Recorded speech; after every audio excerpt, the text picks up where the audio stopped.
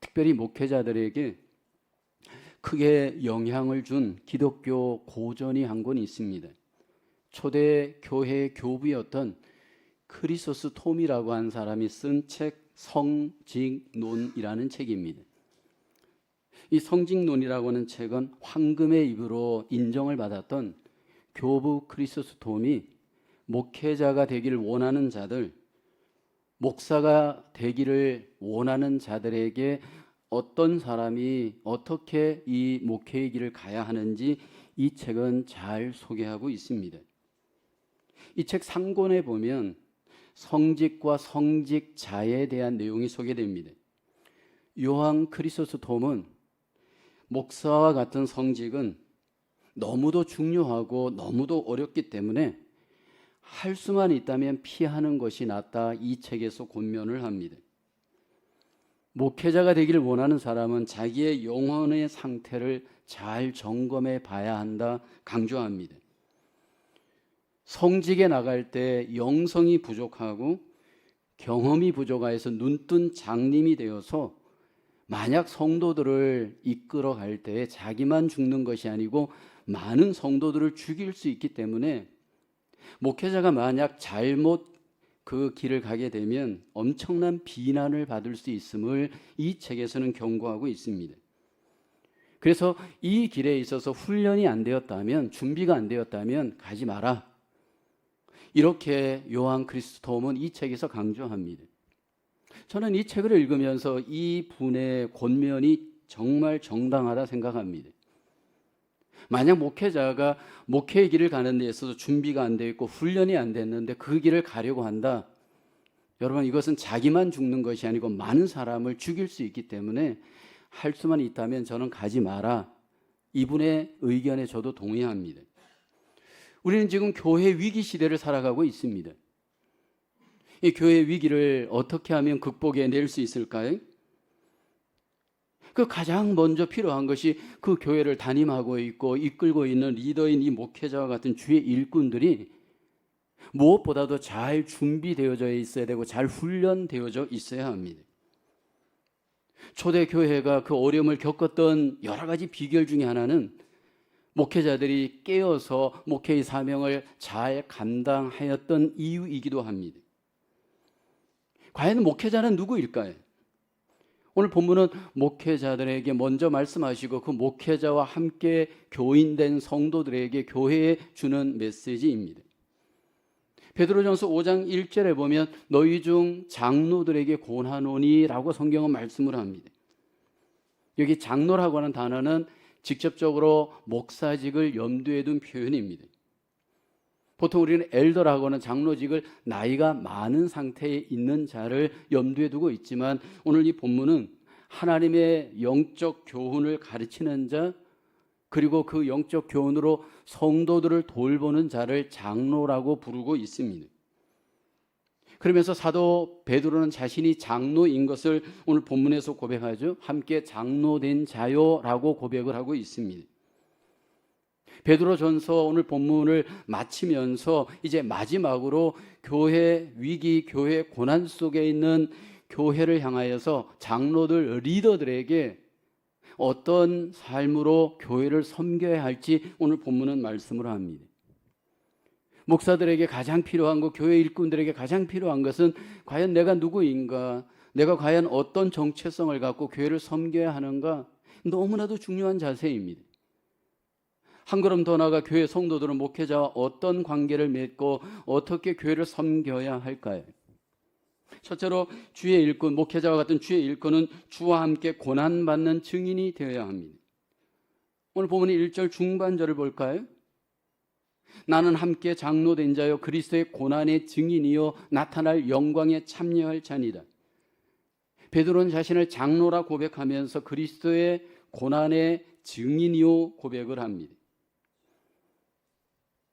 여러분, 누가 진정한 목회자인가, 누가 진정한 주의 일꾼인가를 먼저 알 수 있는 비결은요, 고난 앞에 가보면 압니다. 여기 베드로는 자신을 고난의 증인이라고 고백을 합니다.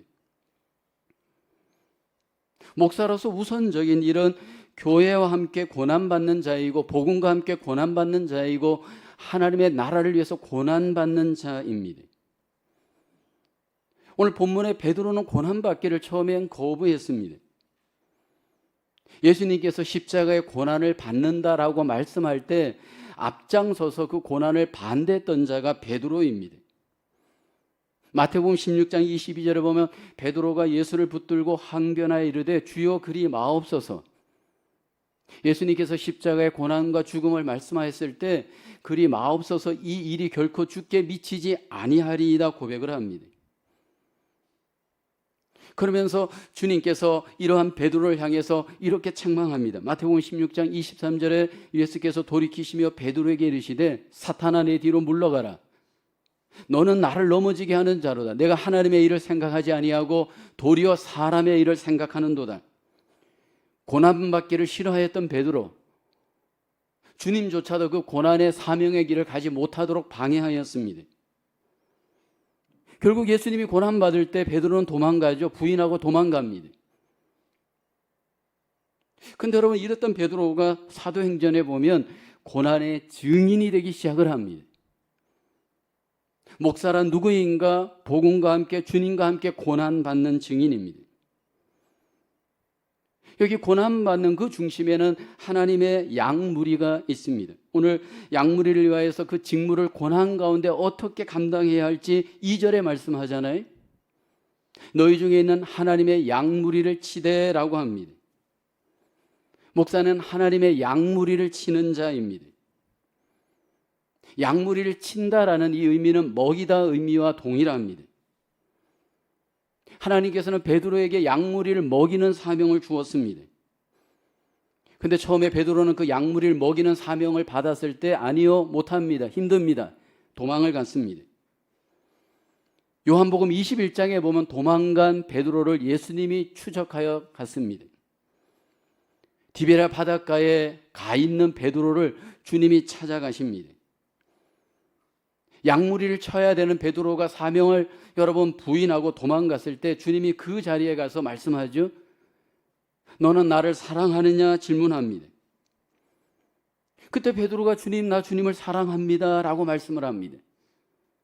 그때 주님께서 베드로에게 우선하신 말씀이 뭐냐면 요한복음 21장 15절 하반절을 보면 내 어린 양을 먹이라 하십니다.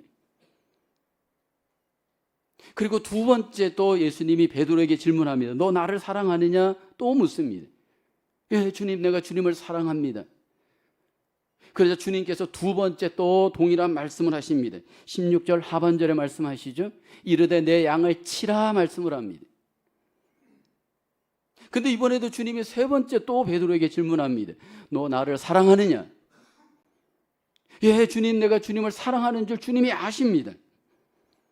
그래서 주님이 세 번째 또 말씀을 합니다. 요한복음 21장 17절 하반절에 보면 예수께서 이르시되 내 양을 먹이라. 사명을 피해 도망갔던 베드로 주님이 찾아가서 말씀하신 것은 내 어린 양을 먹이라, 내 어린 양을 치라 말씀을 하십니다. 왜 세 번 주님이 말씀하셨을까?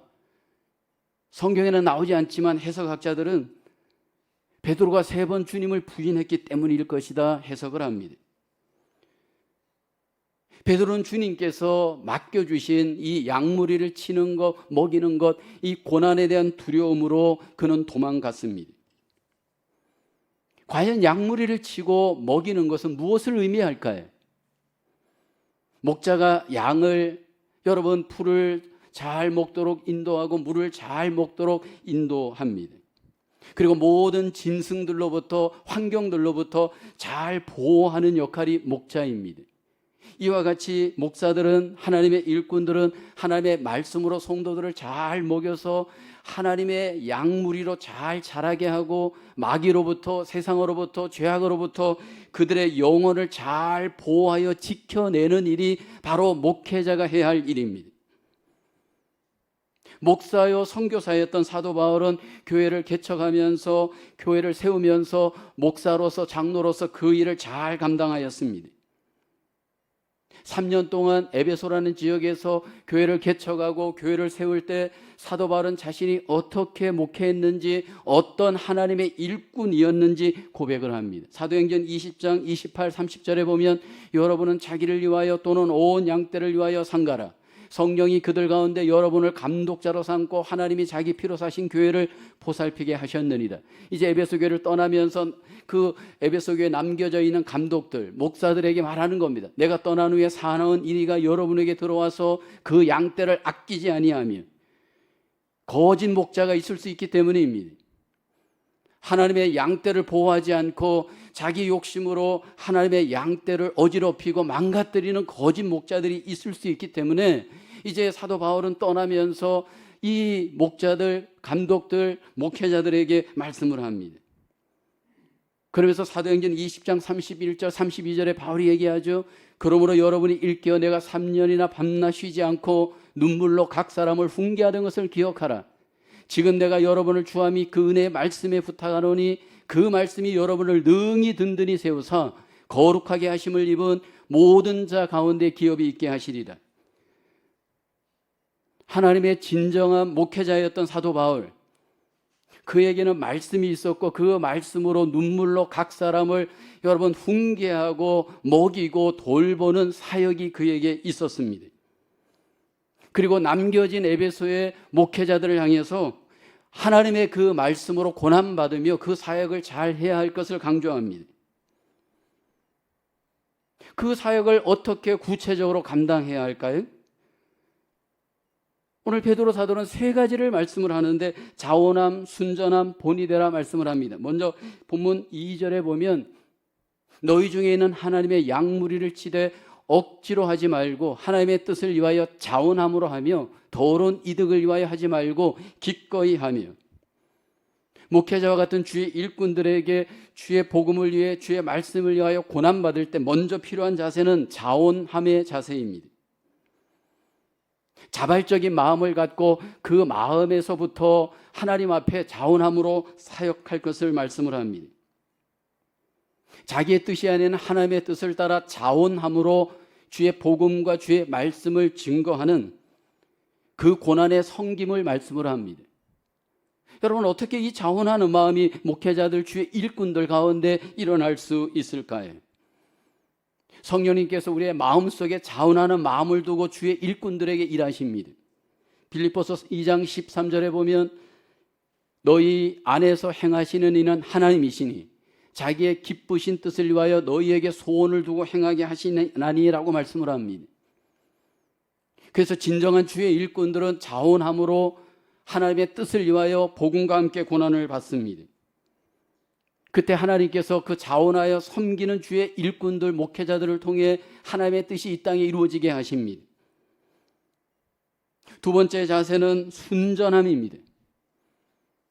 그래서 오늘 본문 2장 5장 2절 하반절에 보면 더러운 이득을 위하여 하지 말고 기꺼이 하며 라고 합니다. 여기 더러운 이득이란 무엇을 의미할까요? 목회의 길을 가는 목회자와 같은 주의 일꾼들은 물질에 대한 욕심을 내려놔야 됩니다. 만약 물질적인 욕심을 갖게 되어지면 사단이 일하기 때문입니다. 예수님의 12제자 중에 가룟 유다가 물질로 넘어갑니다. 이것은 오늘 우리에게도 흔한 일입니다. 세상적인 욕심에 마음을 빼앗기게 되면 그 길을 접어야 합니다. 물질적인 이득에 대한 욕심을 내려놓고 오직 주의 일을 해야 할 것을 말씀을 합니다. 세 번째 자세는 본이 되는 자세입니다. 베드로전서 5장 3절에 말씀하죠. 맡은 자들에게 주장하는 자세를 하지 말고 양무리의 본이 되라. 여기 우리가 주목할 단어는 본이라는 이그젠플의 단어입니다. 우리가 공부를 해보신 분들은 이그젠플이 굉장히 중요한 것을 알잖아요. 어려운 문제이지만 그 이그젠플을 잘 보고 풀게 되면 나머지 어려운 문제도 잘 풀 수가 있습니다. 교회 목회자와 같은 일꾼들은 먼저 본이 되는 고난을 감당해야 합니다. 무엇의 본이 되어야 될까요? 말과 삶의 모든 삶의 본이 되어야 됩니다. 그래서 목회자들은 주를 위해서 먹는 것도 본이 돼야 되고요, 입는 옷도 본이 돼야 되고요, 말하는 것도 본이 돼야 되고요, 삶의 모든 부분에 있어서 기꺼이 고난받으며 본이 돼야 됩니다. 모든 성도들과 똑같은 수준에서 자유롭게 삶을 살려면 내려놔야 됩니다. 목회의 길을 간다는 것은 고난의 대가를 기꺼이 감당하고 그 기준에 합한 여러분 본이 되는 삶을 살지 않으면 여러분 그 길을 갈 수가 없습니다. 사도 바울은 자신을 향해서 성도들에게 기꺼이 본받으라 말하잖아요. 고린도전서 11장 1절에 보면 내가 그리스도를 본받는 자가 된 것 같이 너희는 나를 본받는 자가 되라. 여러분 본받을 게 없으면 어떻게 여러분 리더를 할 수가 있나요? 목회자뿐만 아니라 모든 성도들이 모든 삶에 있어서 본이 안 되어지면 여러분 그 길을 갈 수가 없습니다. 그래서 목회자는 더 자기를 쳐서 복종해야 합니다. 이것은 주의 일꾼들도 마찬가지입니다. 더 자신을 쳐서 복종하며 예배해야 되고 기도해야 되고 경건의 본을 보여야 되고 삶의 본을 보여야 될 사명이 여러분 주의 일꾼들에게 있습니다. 여러분 주의 일꾼인가 아닌가 고난 앞에 가보면 압니다. 목회자와 같은 주의 일꾼들은 고난의 증인입니다. 고난을 피하지 않습니다. 고난을 외면하지 않습니다. 고난을 직면하여서 여러분 그 사명을 위해서 고난을 받는 자가 바로 목회자입니다. 그 고난을 받을 때 누가 인정해 주지 않습니다. 비난을 받고 원망을 듣고 욕을 얻어먹지만 그럼에도 불구하고 부르신 주를 위해 가는 자, 그것이 바로 여러분 목회자이고 주님의 일꾼입니다. 종종 교회에서 사역을 하다 보면 여러분 목회자들이 또는 주의 일꾼들이 때로 욕을 얻어먹고 여러 가지 고난을 만납니다. 마음의 상처를 만납니다. 근데 그때 딱 가보면 이 사람이 사명자인지 아닌지 압니다. 욕을 얻어먹으면서도 고난을 받으면서도 거기에 흔들리지 않고 모든 것들을 주님께 맡기고 묵묵히 그 고난의 길을 가는 자가 바로 주의 일꾼이고 주의 목회자입니다. 만약 그것 때문에 상처받았다 해서 사역을 떠나거나 교회를 떠나거나 만약 그것으로 인해서 피해간다면 생각을 좀 해봐야 합니다. 이렇게 고난을 받을 때 주님께서 우리에게 주는 위로가 있습니다. 이렇게 약속하죠. 오늘 본문 베드로전서 5장 4절입니다. 그리하면 목자장이 나타나실 때 시들지 아니하는 영광의 관을 얻으리라. 주와 함께 고난받을 때 주와 함께 영광의 관을 얻는 때가 있음을 주님은 약속합니다.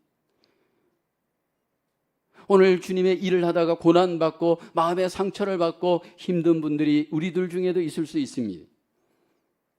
근데 우리가 기억해야 될 것은 주님께서 우리를 영광 중에 상 주심을 믿고 위로를 얻고 소망을 가지시기를 주의 이름으로 축원합니다. 두 번째로 주의 일꾼에게 교회는 순종해야 합니다. 본문 5절입니다. 함께 고백해 보겠습니다. 젊은 자들아 이와 같이 장로들에게 순종하고 다 서로 겸손으로 허리를 동이라. 하나님은 교만한 자를 대적하시되 겸손한 자들에게는 은혜를 주시느니라.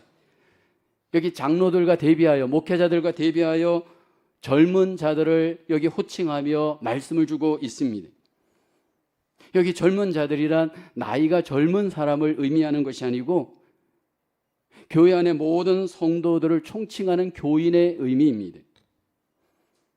여기 교인들에게 모든 교회 젊은 자들에게 요구되는 것이 교회의 장로들 목사들에게 여기 보면 순종할 것을 말씀을 합니다. 왜 주님께서는 순종을 우리에게 말씀하시는 걸까요? 주님께서 그 목사와 같은 일꾼들을 임명하였기 때문입니다. 모든 권위자의 권위는 하나님이 주신 겁니다. 하나님의 질서를 위해서 하나님께서 권위자들을 세워서 하나님의 나라, 하나님의 교회를 하나님께서 세워 가십니다. 근데 문제는 여러분 이렇게 우리가 말할 수 있잖아요. 순종할 만해야 순종하는 것 아닙니까? 내가 보기에 인간적으로 보기에 모든 조건이 너무나도 부족하고 모든 것들이 무언가 약해 보일 때 여러분 순종하는 것이 아마 어려울 수 있고 힘들 수 있잖아요.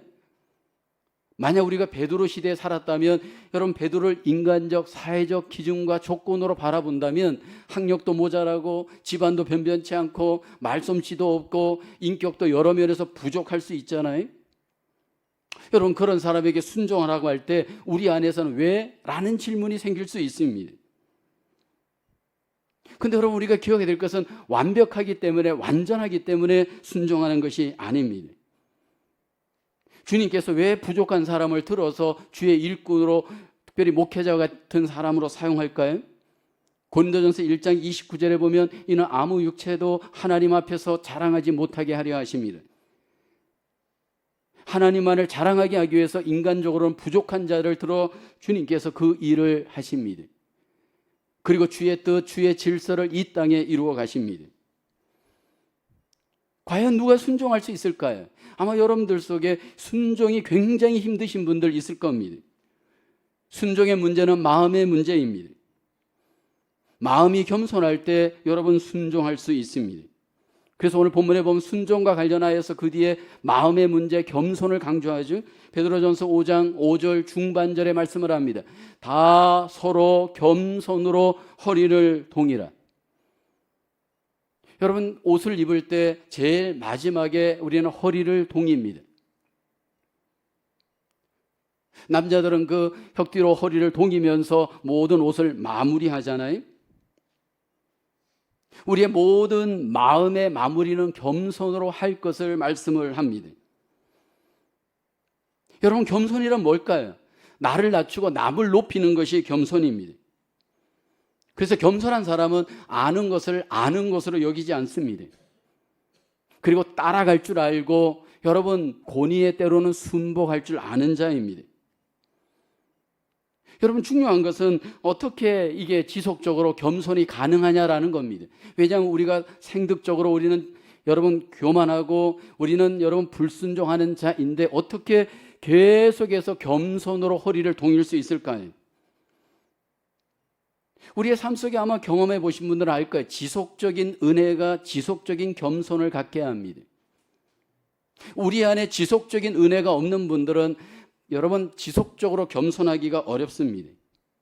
그러니까 내 삶의 루틴 가운데 지속적으로 마음을 여러분 은혜로 채우신 분들은 그 마음이 지속적으로 겸손할 가능성이 많습니다. 은혜가 없으면 우리는 반드시 꼭 먼저 나타나는 것이 우리 안에 교만이 나타납니다. 그리고 교만한 사람의 가장 우선적인 특징은 권위자를 공격합니다.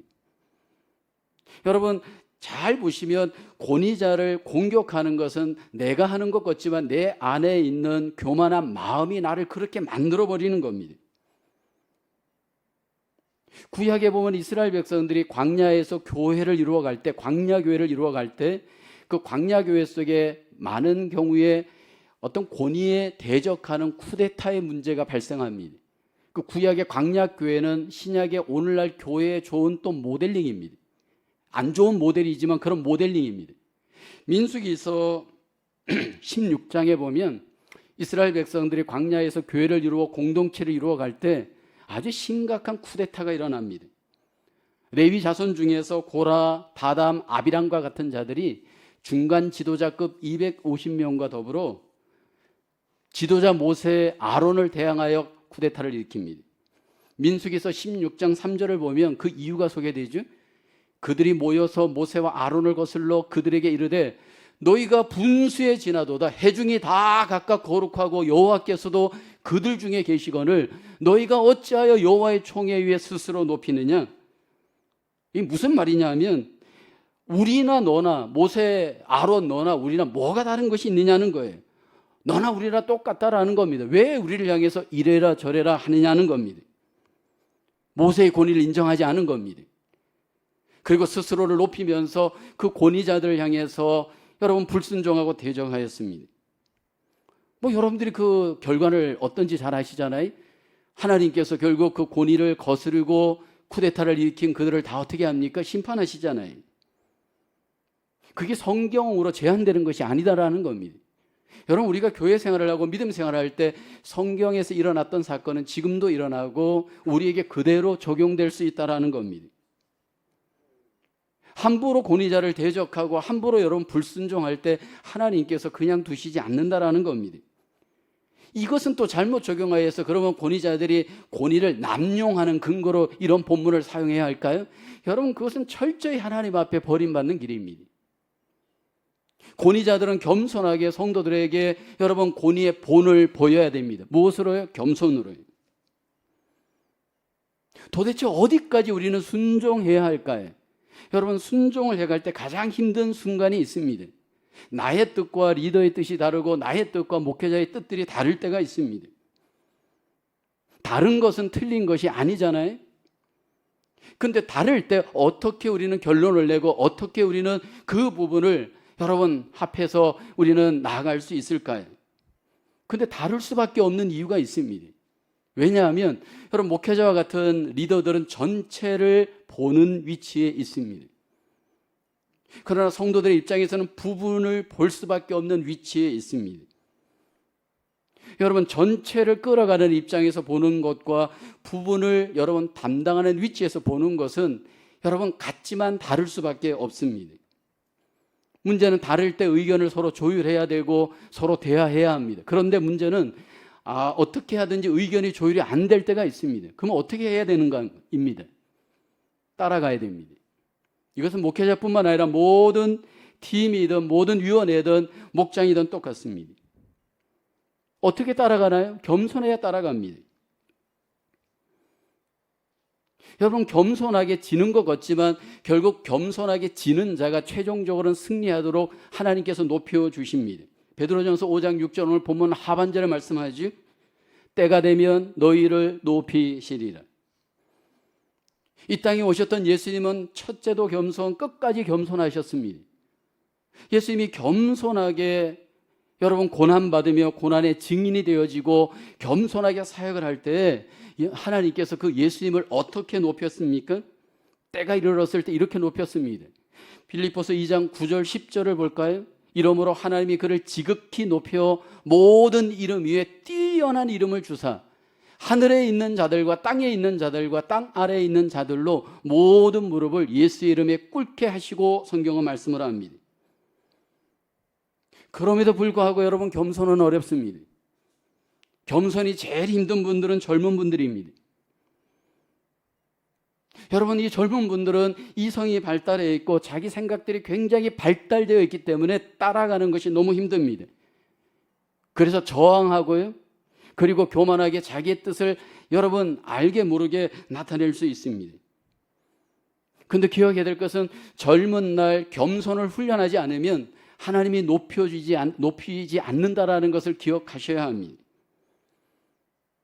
우리가 함께 교회를 세워가고 하나님 나라를 세워갈 때 내가 만약 리더가 되어지길 원한다면 또 하나님 앞에 쓰임 받기를 원한다면 가장 먼저 훈련해야 될 것 여러분 그것은 겸손입니다. 만약 내가 목회자로 하나님 앞에 소원하였고 그 길을 간다. 가장 먼저 훈련해야 될 것이 뭐냐면 겸손입니다. 왜냐하면 하나님이 겸손한 사람을 사용합니다. 구약 이스라엘 백성들 중에 하나의 왕을 세울 때 사울을 본 조건, 다윗을 먼저 본 조건이 뭡니까? 겸손이잖아요. 이 땅에 오셨던 예수님이 12명의 제자를 세울 때 그 12명의 제자를 본 조건이 무엇일까요? 겸손입니다. 겸손한 사람의 특징이 있습니다. 순종을 잘합니다.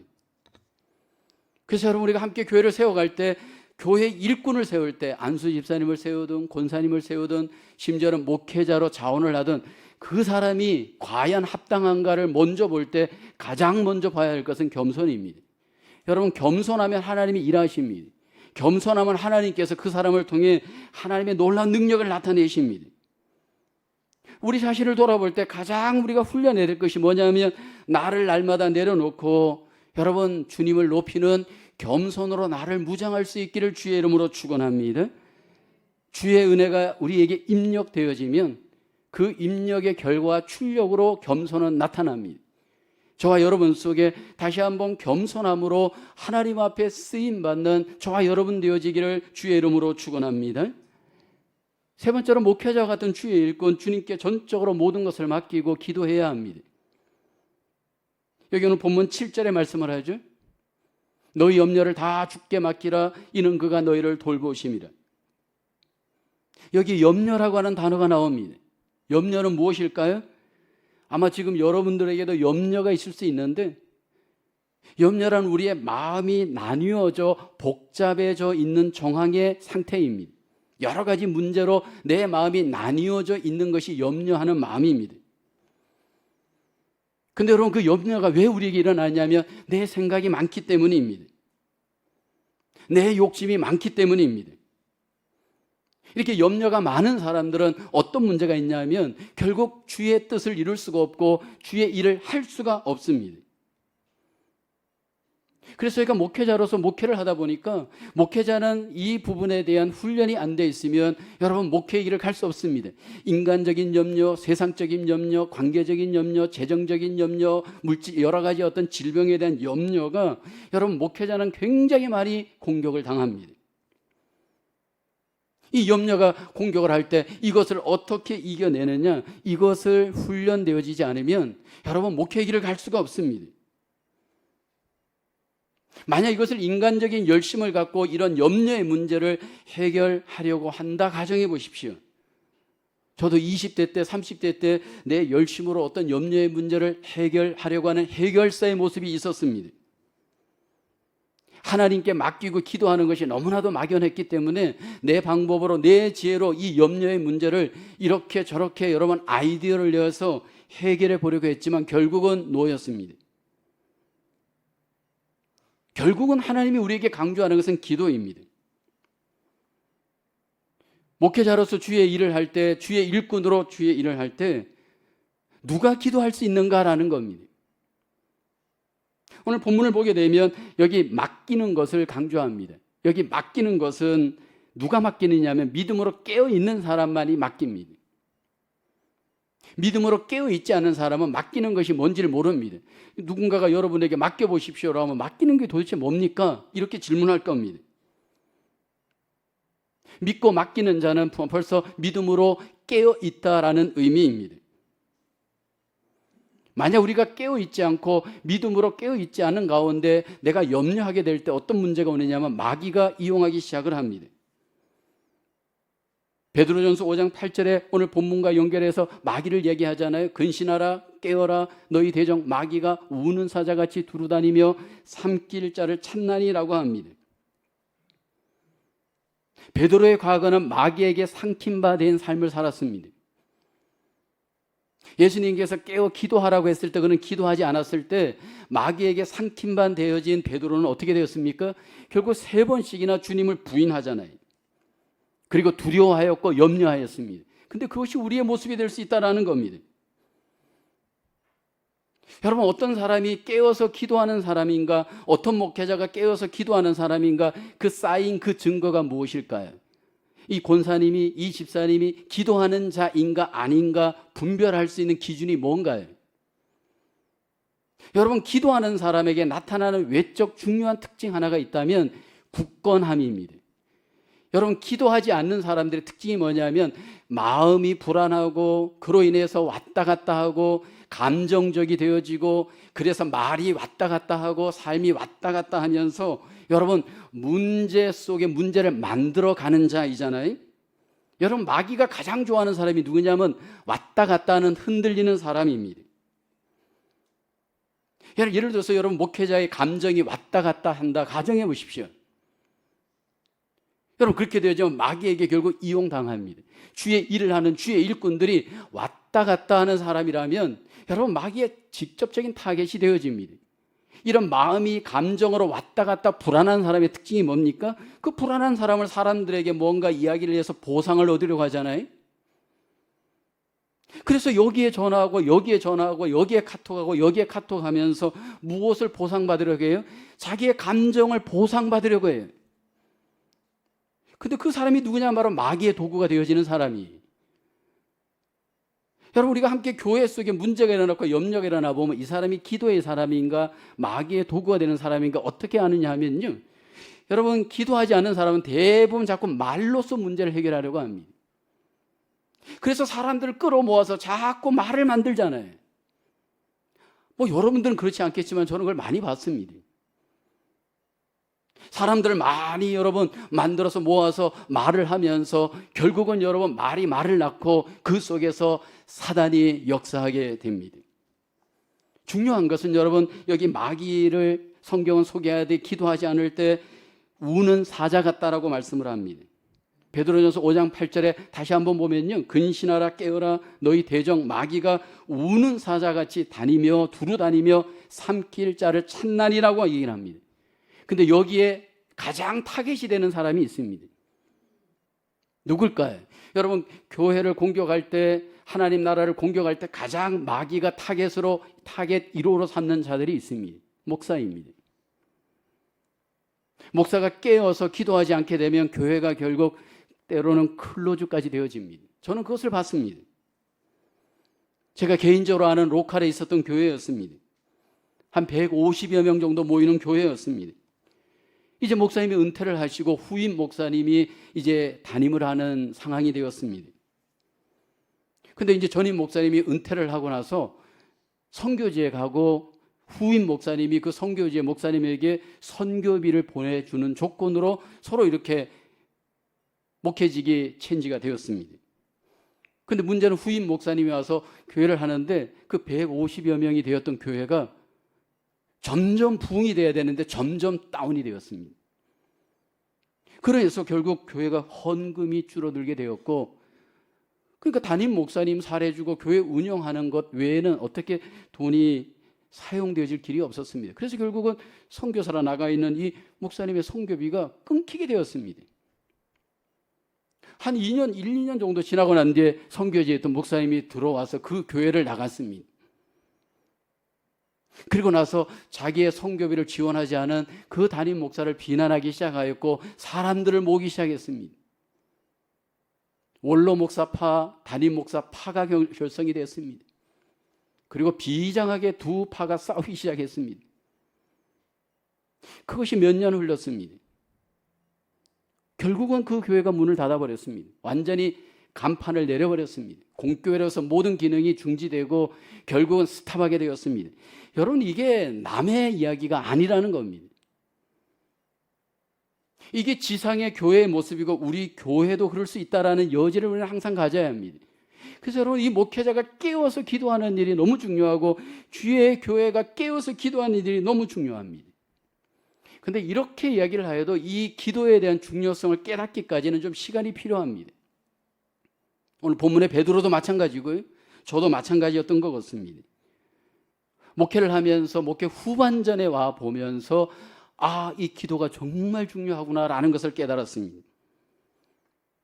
그리고 이제 얼마 있지 않으면 저도 이제 목회에서 은퇴를 해야 될 시기가 곧 오고 있죠. 그리고 지금 정황에서 목회를 돌아볼 때 가장 부족한 것이 하나 있다면, 무언가 질문을 한다면 아마 기도가 아니었을까, 저는 그렇게 생각을 합니다.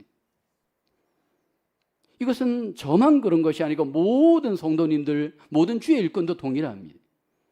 특별히 여러분, 우리 인생의 후반전을 살아가시는 분들에게 가장 필요한 것, 말은 줄이고 기도는 늘려야 합니다. 인생의 전반전에 있는 사람들은 그래도 실수를 해도 좀 줄일 확률이 있습니다. 후반전에 가면 여러분 줄일 확률이 점점 줄어들잖아요. 근데 중요한 것은요, 우리가 하나님 앞에 기도할 때 그 기도의 결과가 있다는 것이 참 감사합니다. 하나님은 기도하는 자를 돌보십니다. 하나님은 기도하는 자의 가정을 돌보십니다. 하나님은 기도하는 목회자, 기도하는 성도들의 교회를 하나님이 돌보십니다. 하나님이 고난당하는 자, 하나님께서 기도할 때 그 고난 중에도 그 성도들을 돌보시고 하나님께서 놀라우신 은혜로 함께하여 주시는 줄로 믿습니다. 오늘 이렇게 주일날 함께 여러분이 나와서 예배할 때 여러분 마음속에 염려가 있고 어떻게 해야 되나 근심하고 있고 어떤 선택을 해야 되나 마음속에 이런저런 고민이 있을 수 있습니다. 여러분, 고민하지만 그건 해결이 없습니다. 중요한 것은 하나님께 주의 이름으로 믿음으로 기도하며 하나님의 인도를 경험하시며 마음의 문제, 삶의 문제를 이겨나가시는 저와 여러분 되어지기를 주님의 이름으로 축원합니다. 사실 여러분, 목회자가 깨어야 교회가 깨어납니다. 주의 일꾼들이 깨어나야 결국 여러분 교회가 살 수가 있습니다. 여기 오늘 본문에서 목회자들에게, 주의 일꾼들에게 먼저 강조하는 것이 뭡니까? 고난받는 리더십이 있어야 합니다. 그 리더십을 위해서 세 가지를 강조하는데 자원함과 순전함과 본이 되라 말씀을 합니다. 그리고 여기 교회는 목회자와 같은 주의 일꾼들에게 순종할 것을 말씀을 합니다. 겸손함으로 순종할 때 하나님의 뜻이 이루어지기 때문인 줄로 믿습니다. 그리고 강조하는 것은 세 번째, 주의 일을 할 때 염려하지 말고 모든 일을 기도함으로 하나님께 맡겨야 함을 강조합니다.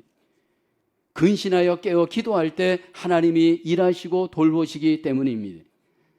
오늘 우리의 삶 속에 하나님의 귀한 일꾼으로 교회를 세우고 함께 협력하여 교회를 세우며 하나님의 놀라우신 일하심과 은혜와 능력을 여기에서 우리 모두가 경험하며 하나님께 영광을 돌리시기를 주님의 이름으로 축원합니다. 하나님 아버지 감사합니다. 베드로전서를 통해서 하나님이 우리에게 주시는 뜻 함께 받고 함께 적용하길 원합니다.